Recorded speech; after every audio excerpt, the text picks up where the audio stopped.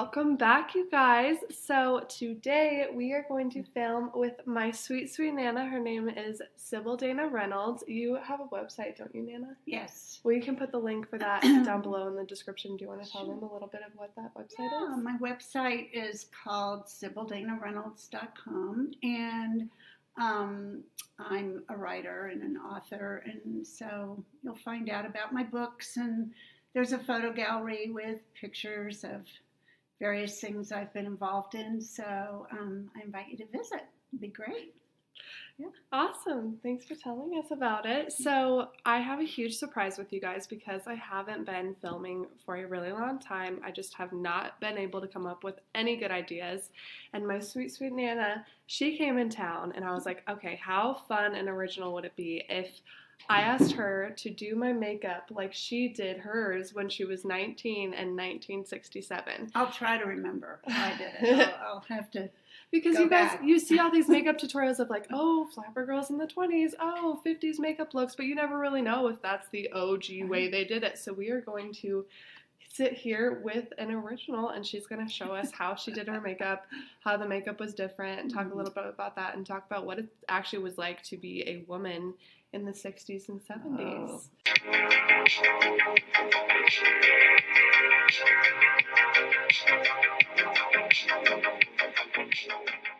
Okay, first of all, let me say thank you, Haley, for having me on your video with you. And I know all you beautiful young women out there probably can't even imagine what it was like back in the 1960s and what we used to do to our faces, but makeup was every bit as important then as it is to all of you right now. I think women throughout the ages have wanted to do something, with their faces, and makeup can just was it as artistic everything as it was? It could be. It could be very high fashion and very artistic. But when I was 19, believe it or not, when I was Haley's age, I had just gotten married and been in college and all of that. So I can tell you about what that was like. Most of all, we were influenced by two models in the 1960s who you might want to Google. One is called Jean, Jean Shrimpton, just like the word shrimp and then ton on the end of it. She was a famous model, and she was our muse, and every girl wanted to look like Jean Shrimpton. The other one that came on the scene was Twiggy, and maybe you've heard of her or maybe not. Twiggy was literally a twig. She was this tiny little bitty thing, and she was from England and very of the moment, and she had this really short haircut that was fabulous, and big eyes and big eyelashes, and she was quite a muse as well for all of us young girls who wanted to look like supermodels in the day. So that was fun, and our makeup it's gonna be a little hard probably to recreate it, because now you've got, oh my gosh, you've got so many choices and so many places and ways to get makeup, and there's so much to choose from. We had a makeup called pancake makeup, and it's been used in, right? Yeah, it could be the equivalent to that, but imagine having like a little dish that had a lid on it, and we had a natural sponge that you would wet the sponge, and then what looks like a cleaning sponge. Yeah, almost kind of like a natural sea sponge, that kind of a sponge.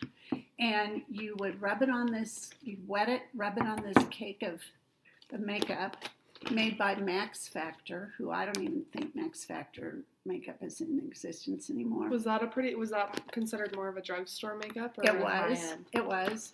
Most of us used drugstore makeup because the makeup in the big stores, which we had department stores back then, we didn't have makeup stores. We didn't have Sephora or Ulta or any of these.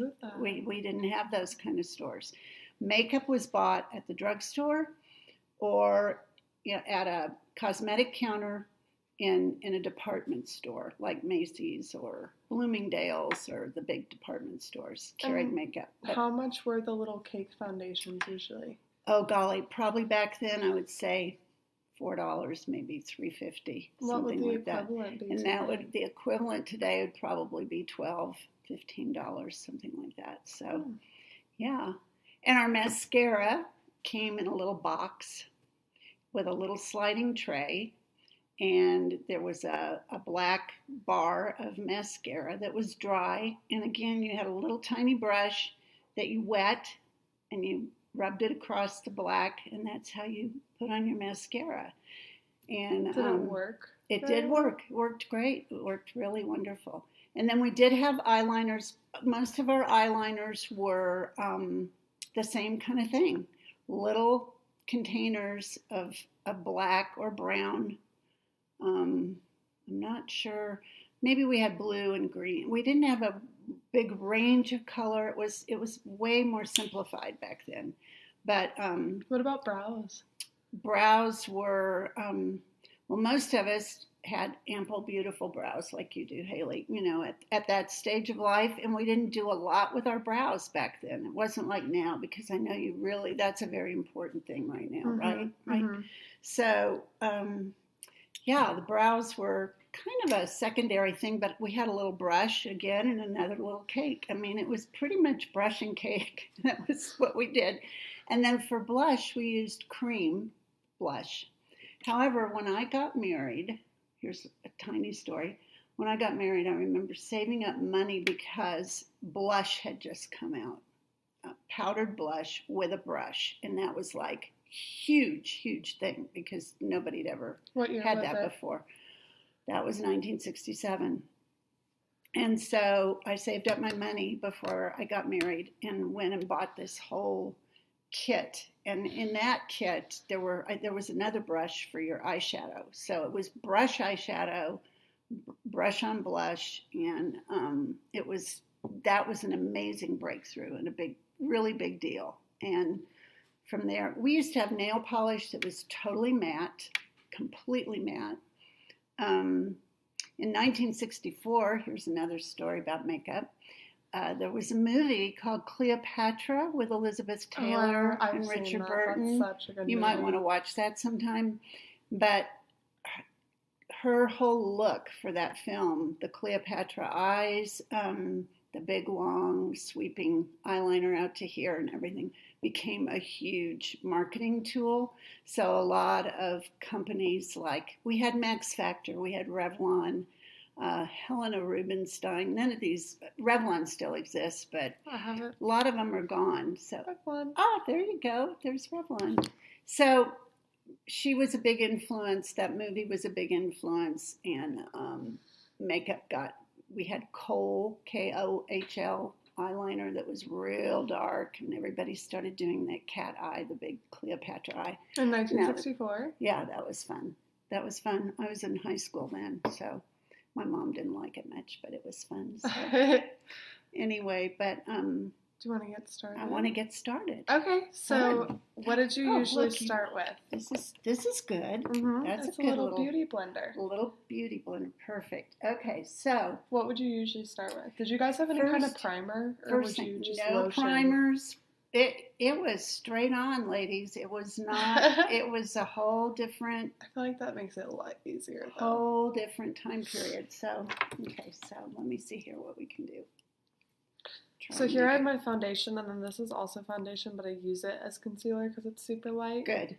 Okay. And then that's a primer. We don't need that. Perfect. We don't need that. Mascara, eyeliner, so this powder. Is fun. Let me see what this is. Oh, this is good. So I pour it on my hand. Okay. Let me do it like I used to do it. Oh, show me. See Yeah, how let I me used see. to do it? All right. So we didn't pour it on our hand. We didn't do anything like that. We would have gone like this, right on your fingertip. And then we would have just blushed it up.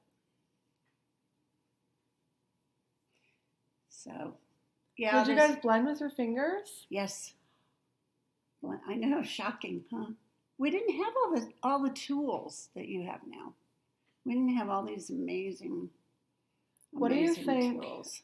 So after seeing like how I usually do my everyday makeup and stuff like that, Mm-hmm. I would say that's usually how the more like girly girls, like people that like to get more glammed up, do it Mm-hmm. in 2019.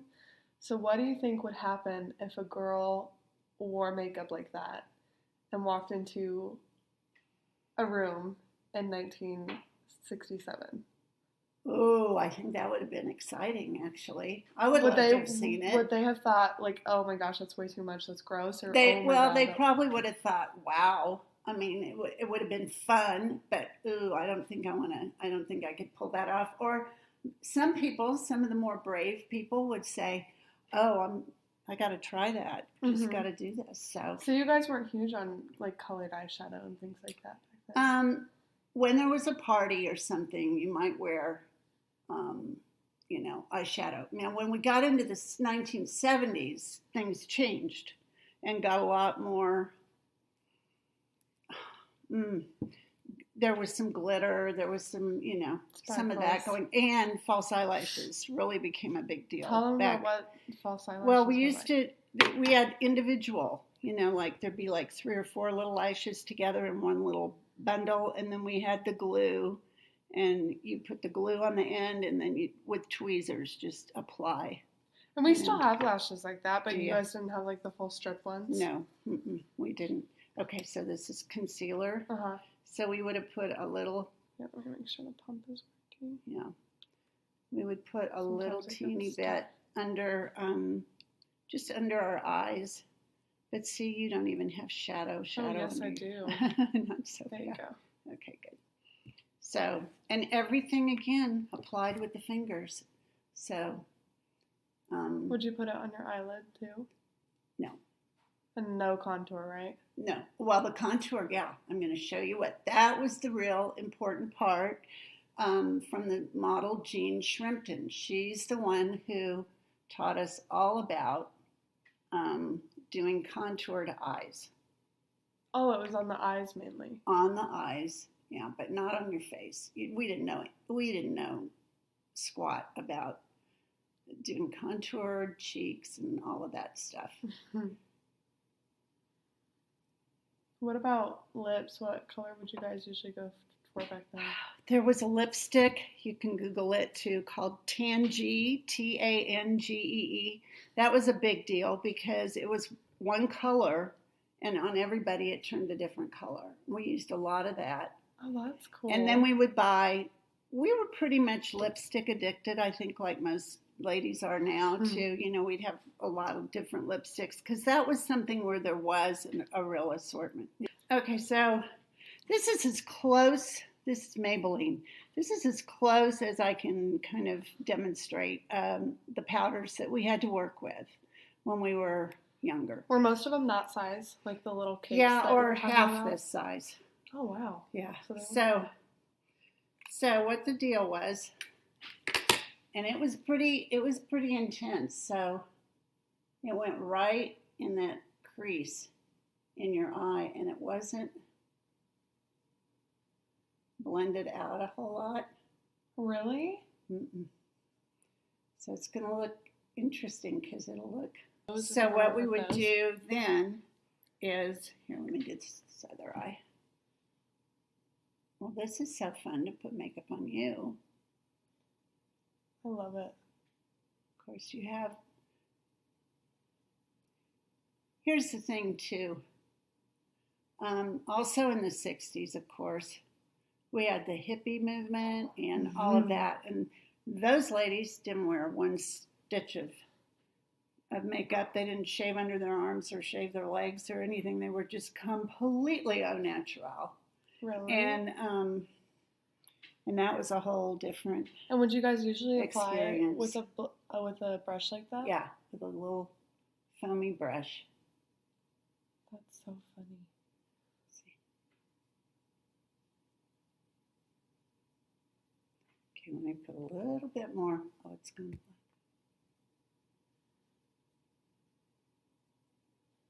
So why was contouring the eyes important, do you think? I don't know. It defined.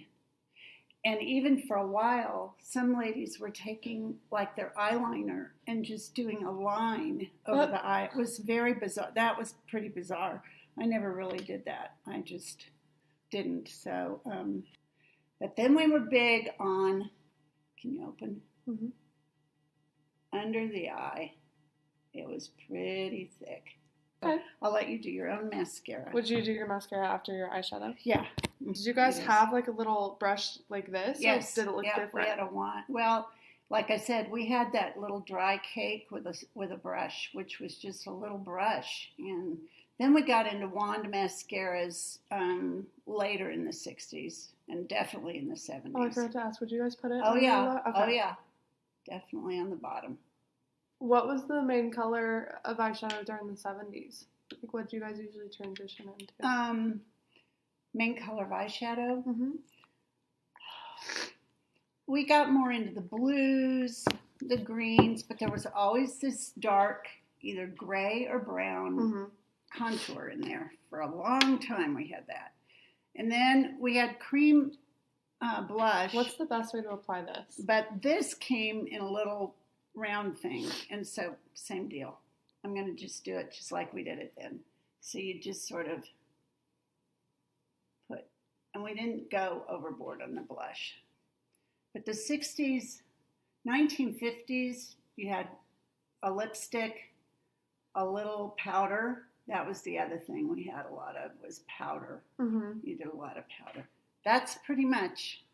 This is the deal? That's it. That's pretty much it. And lipstick. What kind of lipstick shade would you use? A pink, pale. It was always a pale pink. What was like the most iconic makeup company or brand back then? Like, what was the go-to? Oh golly, let's see. Because today it's like, I know, Chanel and all of that, but back then, well, my budget was pretty limited because I was a newly married young woman and didn't have a lot of money. That? So again, it was mostly drugstore, Revlon, Max Factor, Helena Rubinstein. Yeah, that would be good. This color? Okay. How would you, was there any specific way you guys would apply this? And we didn't have lip liners. We just... You didn't have lip liners? Smudged it on. So, as far as skincare routines go... That's perfect. You're looking very 60s right there. That's it? That's all you do? That's it. What was the skincare routine like? Skincare, we didn't have yummy, the fun wipes that you have now, those Neutrogena makeup removers. We didn't have any of that. It was more soap and water, actually. A lot of soap and water. Ivory soap and water. You look pretty. Oh, my gosh. Do I look like the 60s? That is totally the 60s. How would you do your hair? Hair could be bun like that. Really? A bun? Yeah. Or down and a flip. It was how? all flipped. Like that? Everything was very flipped up. Like that, kind of? Yeah. We're talking, we used to sleep on orange juice cans. Oh. Bobby pinned into our heads. That was comfy. I bet. Or big brush rollers with a little nightcap thing over our heads. It was so stupid. We didn't have blow dryers. You didn't have blow dryers? No, we only had. When did those We only come had out? like a hood dryer. So if you wanted to shampoo your hair, roll it up on rollers, and sit under the dryer, you could sit under the dryer for an hour. I had hair to about here back then. And was that a pretty common length? And then you would flip it so that it flipped up like that. And then you would spray the daylights out of it with this hairspray called Aquanet, which made it like a helmet. And your hair didn't move or anything. It was just fixed. Was it pretty big on the top? And back-combed, a lot of back-combing underneath. And but this looks pretty good, Haley. Is this what it was like? That looks pretty good. Honestly, I don't mind it. I would probably go out like this for a little 60s party. Cute. It's very natural. I think my favorite part is the blush part. I like the cream blush. I've never used it before. Oh, it's nice. Yeah, it really is. It gives a much natural It does. look. Then what happened in the 70s was tanning. Everybody wanted to be tan in the summer. I mean, ridiculous. Bronze, dark. Like So from guess the 90s. what we did? What'd you won't believe what we did. we would take a bottle of baby oil, like you put on a baby oil, Johnson & Johnson baby oil, and we would buy a bottle of iodine that you put on cuts and stuff. Iodine? And we pour half a bottle of iodine into the bottle of baby oil, and that was our sunscreen. It was no sunscreen. What it basically did was, it was like putting butter on a piece of chicken and putting it in the oven, kind of, because you just slathered that on. The iodine stained your skin a pretty reddish brown color, and then the sun just baked it in. So that's why so many people my age have skin cancer, because from all that abuse of our skin back then. And sun lamps. That was the other thing. In the dorms, we had sun lamps. Some girls would get a sun lamp, and you'd lay under a sun lamp, which was just horrible for your skin. But you got sunburned and tan and made you look all beautiful. We also had something called Sun In for your hair, which was hideous. Oh, I think they still have that. It's a big 90s thing. It's like lemon juice or something. Yeah, I don't know what it was, but you'd spray it on your wet hair and then sit in the sun, and it would make your hair this lovely shade of sort of brassy orangey, but you thought you were blonde back in that day. So that's part of it, too. So blonde was a sought-after hair color back then, blonde too. was a big deal. Blonde was a big deal back then. And would you guys bleach your hair? Was that? Oh, yeah. And we'd frost it. You wore a cap that had holes in it, and they'd use a crochet hook. They just started bringing those back. Oh, really? They're all over Instagram right now. It's more common in men to give like men natural highlights, but I know exactly what you're talking about. They just started bringing those that's back. how we did that. And lots of boxed Clairol toners and everything. And we used to bleach each other's hair with nasty bleach, and it would be just like hay when it got done. It was terrible. We didn't know what we were doing. And because we were college students and young married people, we didn't have money to go do our hair professionally, so we'd do each other's hair. We'd get together and have hair parties and just do each other's hair. What were the nails like back then? Because now it's like clawed super. We didn't have nail salons. There was no such thing. If you got your nails done, if you had a manicure, the first manicure I ever had in my life was the day I got married. I went and got a manicure because it was a really big deal to get a manicure. You did your own nails. There were all kinds of little nail kits and nail polish, and you did your own nails. What color was pretty common? Pinks. Lots of pink in the 60s. Pink, pink, pink, pink, pink. Real frosty pinks. Very frosty. Not glittery, but frosty pinks. And, kind of more metallic-ish. Yeah, more like that. Mm-hmm.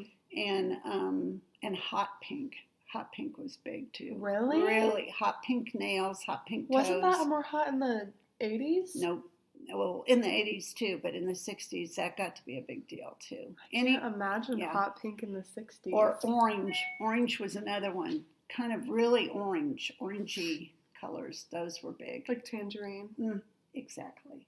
Okay, you guys, so we hope you enjoyed this. This is going to be the part 1 of 2 parts to our video today with my Nana. She's going to talk next about more feminism, what it was like being a woman in the 60s as far as like the more emotional sides go, the more hard to talk about topics, and how you got out to be yourself and changed from such a suppressed mindset of, you know, the 50s and the 40s and all of that kind of stuff. So if you guys would like to see that, I'm going to put a link in the description box below for part 2 of this little adventure with my Nana. Bye, guys.